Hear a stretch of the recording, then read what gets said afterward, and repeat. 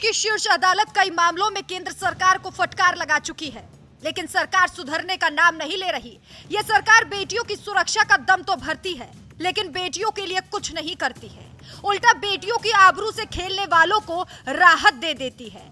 ऐसा हम इसलिए कह रहे हैं क्योंकि देश की एक बेटी के लिए सुप्रीम कोर्ट ने सरकार को फटकार लगा दी है। इस बार सुप्रीम कोर्ट ने गुजरात सरकार से जवाब भी मांगा है। आपको याद होगा, साल 2002 में गुजरात कांड में बिल्किस बानो के साथ कुछ दरिंदों ने घिनौनी वारदात को अंजाम दिया। बिल्किस बानो के 11 आरोपियों की रिहाई के आदेश पर सुप्रीम कोर्ट अब भड़क उठा है। जस्टिस बीवी नागरत्ना और उज्जवल भुइया की पीठ ने सख्त लहजे में पूछा है कि दोषियों की मौत की सजा को आजीवन कारावास में बदल दिया गया था। ऐसी स्थिति में 14 साल की सजा के बाद उन्हें कैसे रिहा किया गया?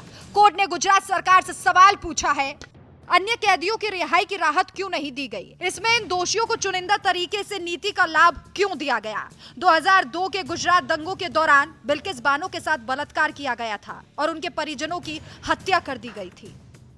सुप्रीम कोर्ट ने साफ तौर पर कहा कि सिर्फ बिल्किस बानो के अपराधियों को इतनी बड़ी राहत देने का कोई मतलब नहीं था। दरअसल सुप्रीम कोर्ट बिल्किस के दोषियों की रिहाई के खिलाफ दायर याचिका पर सुनवाई कर रही थी। गुजरात सरकार ने बिल्किस के 11 दोषियों को रिहा करने का फैसला सुनाया था, जिसे रद्द करने की मांग की जा रही है।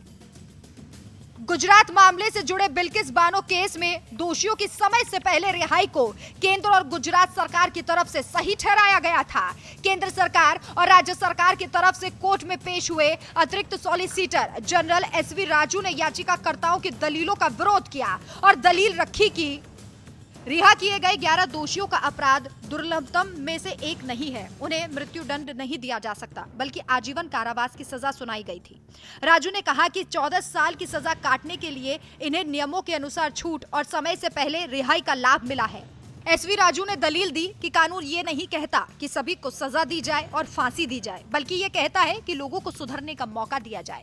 आपको बता दें कि बिल्किस बानो के केस में 11 लोगों को मौत की सजा सुनाई गई थी, लेकिन तानाशाह सरकार ने अपनी धाक जमाते हुए पिछले साल 15 अगस्त 2022 को गुजरात सरकार की एक कमेटी की रिपोर्ट के बाद इन सभी दोषियों को समय से पहले रिहा कर दिया गया।